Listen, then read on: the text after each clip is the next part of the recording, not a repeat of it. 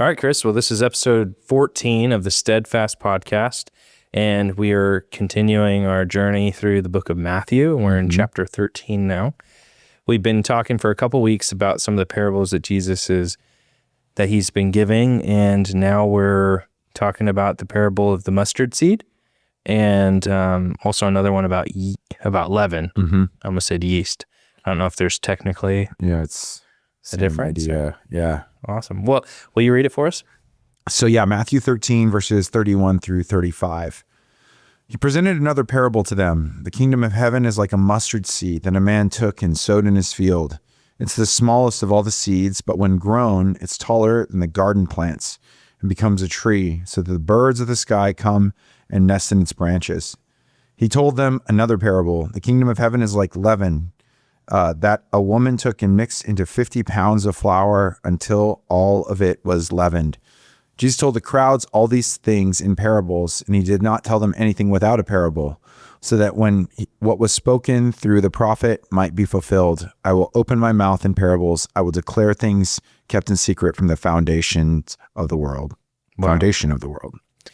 Yeah, so Jesus speaking in parables, and in this week, we're talking about two in particular. Two that I think general consensus is that they're the same meaning. So that same kind of idea. Two illustrations, but one meaning. Yeah, or like at least very close and very supportive of each other. So, yeah. So the first one is the mustard seed. Right, the mustard seed. And so it's planted in the ground and it grows, and then it keeps growing and growing. And then the birds, they come in and they nest in it and that sort of. Does it say nest? Okay. Yes, I think it says nest. Yeah, nest. Yep, nest in its branches. They nest in it, and then the next one is about the yeast, and there's leaven. Yeah, same. I think same idea. Yeah, yeah. So the leaven is inside of the dough, and it grows and grows until it's filled. What it says, 50 pounds in this translation, 50 pounds. So both of them flour, flour and water. Yep. And then so in both of the cases, there's kind of like it's there's growth in both of them. So there's a common denominator. Right.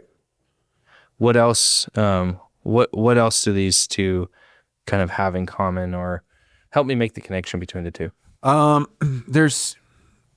One, it's they both are talking about small beginnings, but big effect, big results.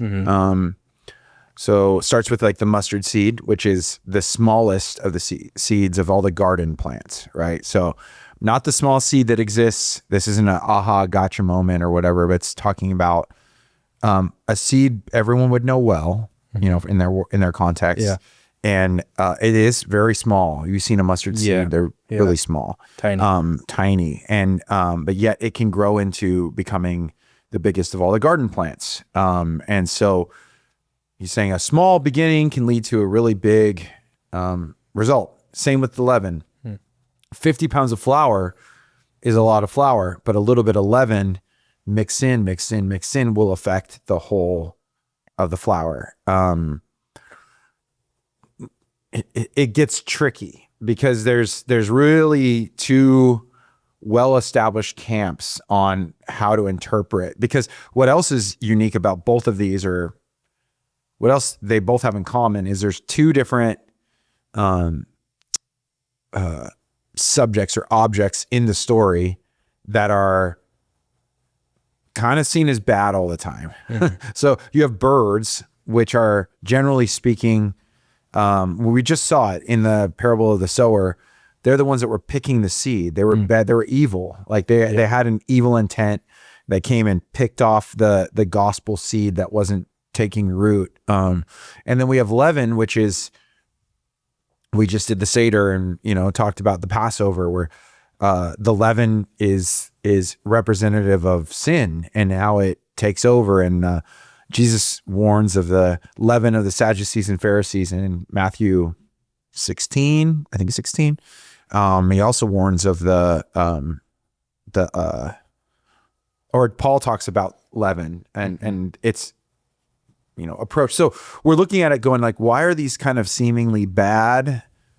Everywhere we pretty much read it. And we talked about expositional constancy or continuity, where what means something kind of holds it, especially the birds. I mean, Jesus just told a story about birds. Now you might say, well, he also was talking about seed, and there's two different kinds. There's different seeds, right? Mm-hmm. So there's the first parable, it's all good seed. And then the second parable, it's the wheat and the tares. And there's a good sower, and then there's a bad sower that comes in and sows another seed, a different kind of seed that becomes really confusing. Who's who, what's what. Yeah. They come to the conclusion, should we just get rid of them? He's like, you don't know how. You as a servant, you're not qualified. Let them both grow, and then the reapers will take care of it. So there's a lot to this, and a lot of it comes down to how you interpret what the church is going to do in the long run, like what's going to happen. So I think this is where I'd like to go with the conversation. I think that it can be both. You can see it in a sense of the church grows beyond measure. And so it starts at a small beginning. This is, people were looking at Jesus and they're like, okay, the kingdom is here. Okay, great. Let's take over. And they're watching him do really weird things if you're thinking he's going to take over. Yeah. And he's hanging out with weird people. Like, he's not making himself public. He's now being persecuted and fighting with everybody. He's fighting with the wrong people. Why aren't you fighting with the Romans? Why aren't you, and so you could say, hey, look, he's going to go and establish something really cool and really big. And it starts really small. And you see, the church starts with a small little group of believers that are, they receive the Holy Spirit, and then it spreads to the whole earth, and it's infiltrated everything. It's become massive and huge. And the positive way of looking at this would be like, it's become so big and so it's spread out so far that even other nations are able to nest in its wings. And that's a correlation to Nebuchadnezzar in Daniel, like talking about the prophecy of what happened through Israel now is happening through the church, which started with the seed. Now the ingrafted branches, what God's doing with a people. And so you could say that's what's happened, and that's what's been happening. And even in the world we live in, where there's people who, vehemently disagree with Christianity, they are still nesting in the branches of Judeo-Christian values. Things like Imago Dei, man was created in God's image. Every person deserves that kind of dignity and respect and honor. That's where a lot of individualism has kind of gone sideways, but it comes from a place of, that hasn't always been the case. It's not always been the case that people looked at other people as like, you have value. It was more like, you're property, you're nothing, you're here and then you're gone. I don't care about any of you. So there is that element of that nesting, but there's also the fact that the mustard seed normally grows into more like a mustard bush. And now it's talking about like a tree, which seems like a distortion. And so there may be bad players that find their way in to the growth and make it grow in a way that's actually not good growth too. And then we can talk about the leaven in a second. Right? Yeah. So these two parables, there's two major ways to interpret these parables as a package. Right. And in the first way, you're describing the tree. The first way to interpret is the tree is, there's like the church is growing and it's affecting everything it touches. And then what would be the second way? Well, that it's growing, but then it starts to grow in a like distorted kind of way. Abnormal way. Okay. It's like Teenage Mutant Ninja Turtles. Like they got this ooze, like this nuclear kind of mutant ooze that makes them go from being a turtle to like something way bigger and gnarlier and stronger. And then that turned into a net good for society. This is less so. Yeah. But that there will be, I think what's makes that argument compelling that it isn't negative agents is because this is tied right in between the wheat, the parable of the wheat and the weeds, or the wheat and the tares, both the parable and then the explanations right after this. So what we went over last week was actually the bookends. These are in the middle. So that's a reminder that, yeah, there is growth in the kingdom, but there's also other things going on too. And the idea is not all growth is good growth. Not everything that is because it's bigger doesn't mean it's better.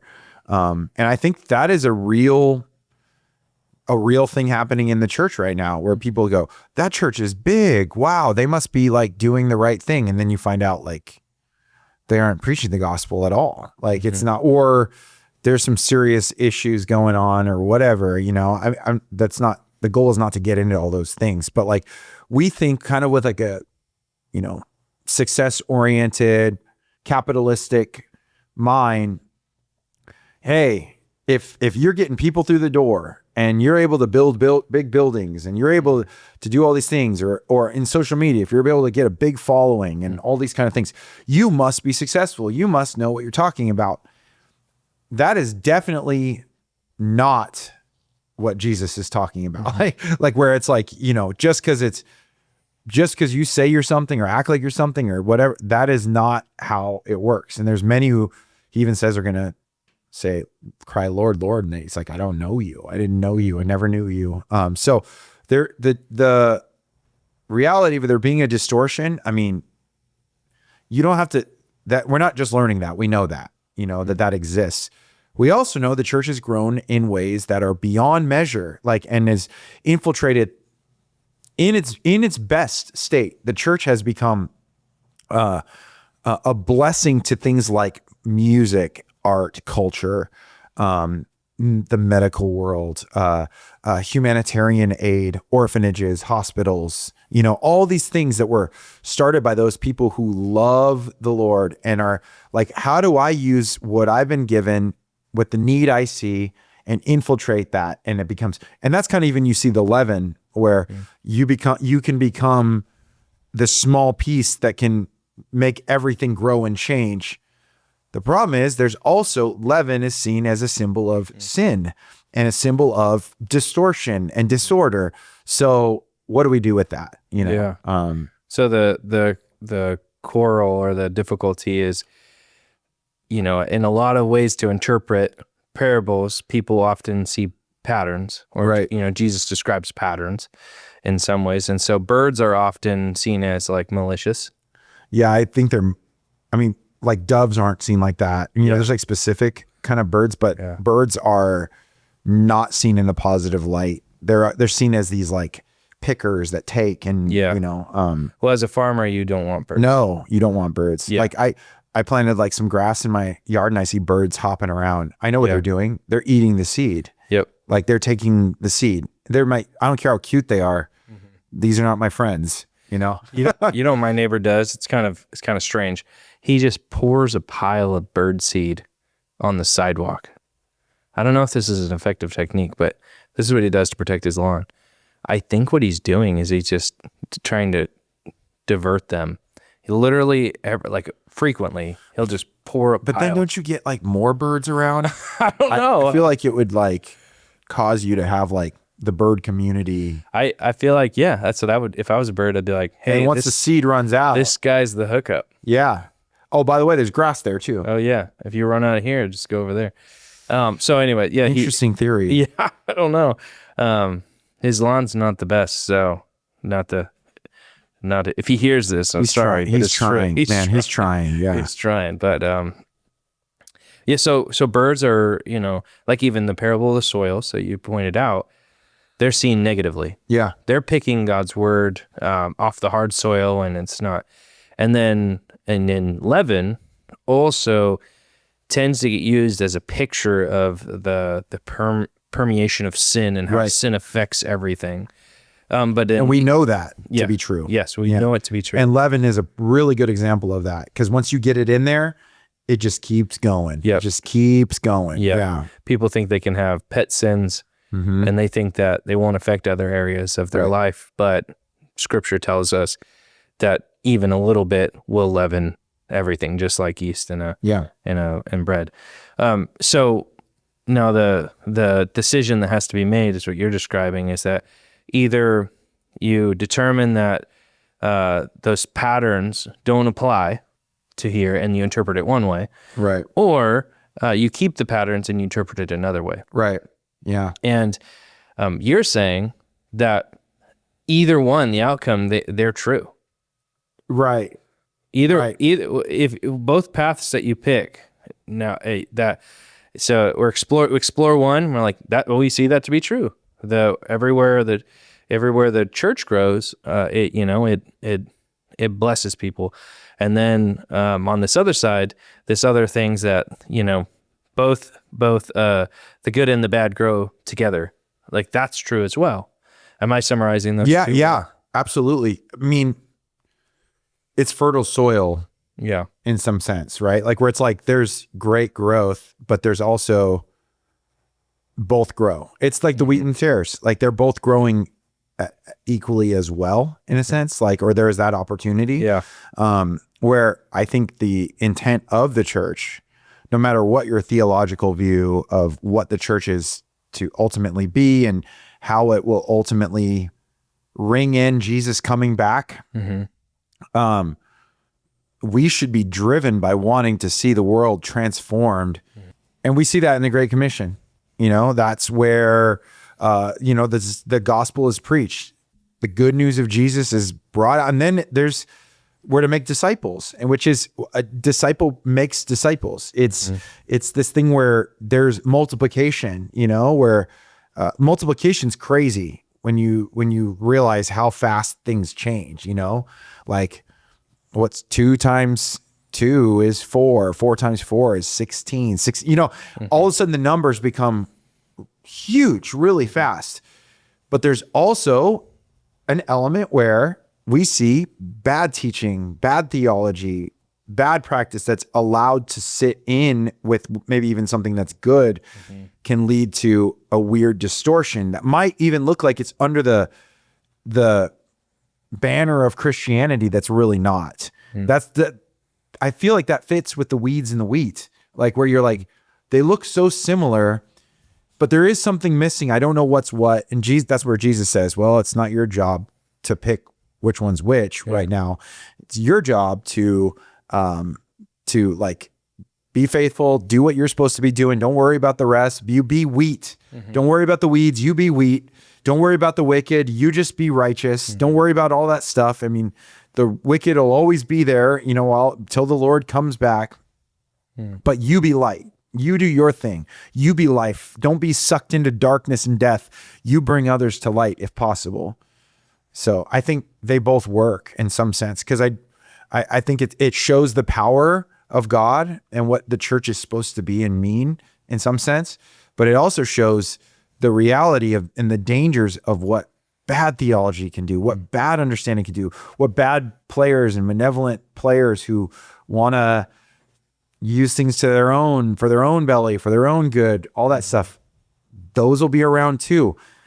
That's all of these parables have talked like that. There's been this and this. Yeah. So yeah, like there are different perspectives. Yeah. Here. Yeah, that's interesting. But if he wanted it to all be positive, it's kind of odd to use those.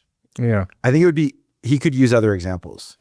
Yeah. Like leaven is a weird one to use in a positive way if it's been used not just in the New Testament, but the Old Testament as a type. Birds, maybe talk about like, different animals, so I think there's something to that. You can get weird when you start like making every symbol match with every symbol. Like we were talking about, like even the seed sown by Jesus is a good seed, but then there's a seed sown by an evil one. So it's not just the seed, it's what the seed is. But yeah. Yeah. Yeah, I could good and godly men disagree. Yep. The commentaries were seriously like split. Yeah.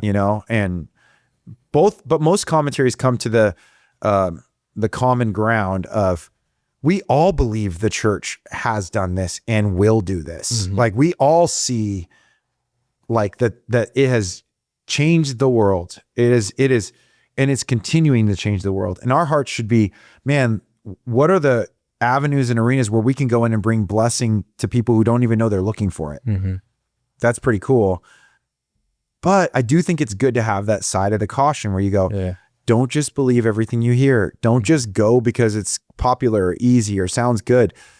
Know why you're doing the things you're doing. Understand that to be a 1 degree off now is to be miles off later, is to be hundreds of miles off even after that, is to be, you're in different countries within not that long, so yeah. So so these parables, how would you present it to the person that's just like kind of new to Bible study, and what would you suggest for them to, like, they're trying to find, like, how do I take this and apply it to my life? And like, what would you say to that person? Well, I think one of the things, with the parables is they weren't necessarily meant to be like totally broken apart and like looking for a decoder ring, which hopefully we're not doing. I think we're just trying to look at it from like the context we've been seeing all around us.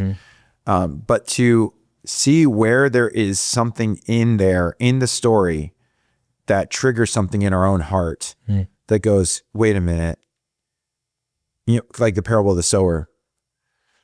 Where are the weeds in my heart? Where are the rocks? Where am I hard-hearted? And where, or even where have I seen fruit being produced? Like that's, all of those things are like, you're coming with an open hands, like, all right, Lord, what exactly are you doing here in my life? For like the ones, like the wheat and the weeds. What, I don't want to be weeds. I don't want to be fake. I don't want to look like the real thing. And then when the time of it, where everything's comes clear, I'm on the outside looking in. I don't want to be that. I want to be the real thing that isn't affected by what's around me, that is going to remain strong and true, knowing that one day you will execute justice. And then for like these, it's like, I want to grow in the way you've called me to grow, in a healthy way that brings life and light, but that doesn't leave doors open to infiltrating malevolent outside things that can cause distortion, disorder, mutation beyond what it was intended to be. So some of that's turning off your American Western capitalist, like bigger's better, greater, higher. We got to go from a 1 to a 2 to a 10 to a 100 to 1,000 to 10,000. Turn that off. That's your job is to be faithful to what you've been called to do, not to maximize everything compared to everyone else and be compared in those ways. So it seems like that is what you value in life seems to really matter at those moments. Because if we matter our status or, our personal value, those sort of things, then those are the outcomes we're going to get. Because whatever we value, we're just slowly bending towards, you know? And, what's interesting here is because Jesus gives us a whole new set of values, and it's contrary to the world. And in some ways, like the leaven that grows, as somebody, when we take up our cross and we're faithful and obedient, that affects the world around us. It's everything it touches, it consumes in one way or another. So I think it's maybe an encouragement to the person who's just trying to be faithful in little things, knowing that God uses that, and he sees you, and he's even if it's decades of you just faithfully just doing your thing, God uses it, and it's not void. For sure. I think if you overly if you're looking for too much growth or weird growth, too much, then you're going to miss out on the beauty of being what you're supposed to be. I remember hearing about like, is it was it giganticism or whatever, giant, like Andre the Giant with the pituitary gland. Oh yeah. You know, and seeing these, basically this thing in your brain where it's supposed to stop you from growing and it doesn't, and you just keep growing. And it seems like as a kid, you thought that's the coolest thing ever. Yeah. Like, I wish I had that, you know, like to be, you know, 7'5" and 500 pounds. And, you know, you can pick people up, like pick a car up like it's nothing or whatever.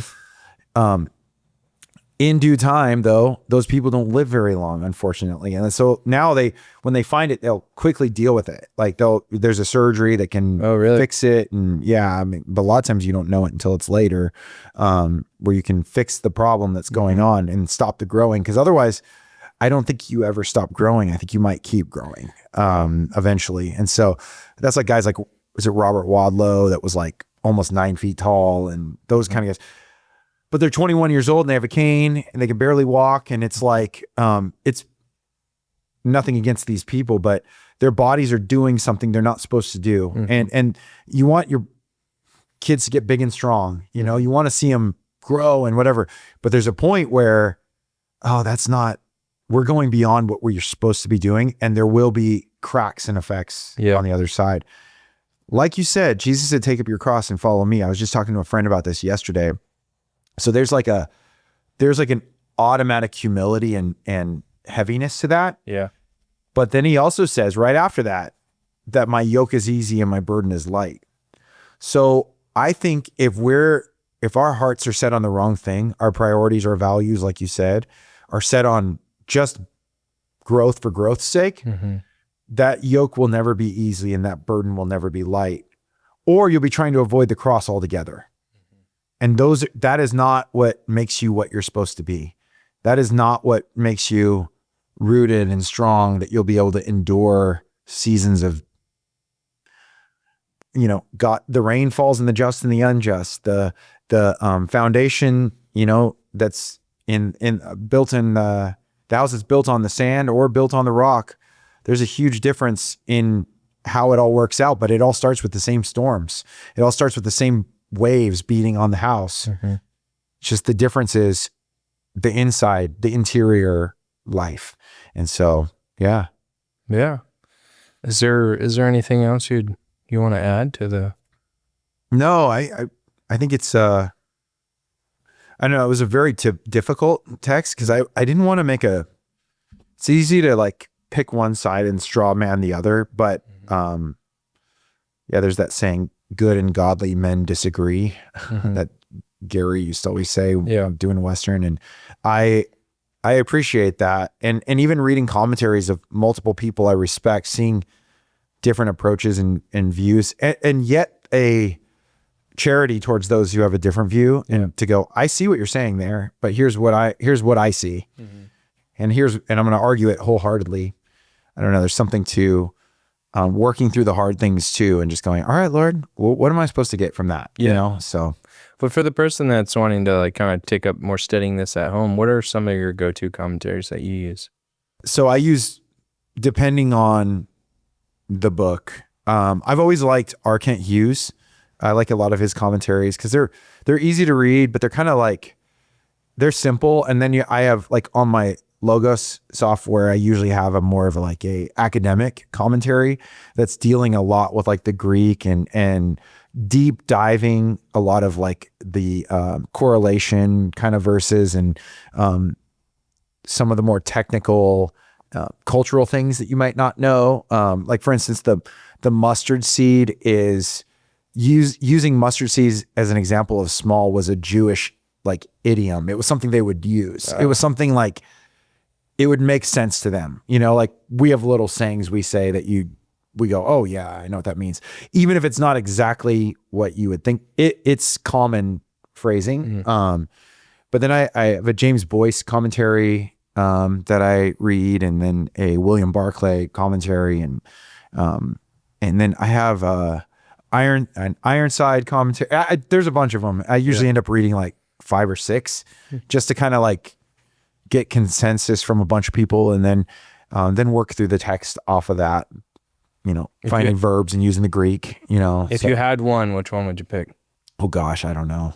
I actually, the one we got for Western is, what's that one called? It's like D.A. Carson and New Encyclopedia. It's not encyclopedia, is it? It's new something. I don't know.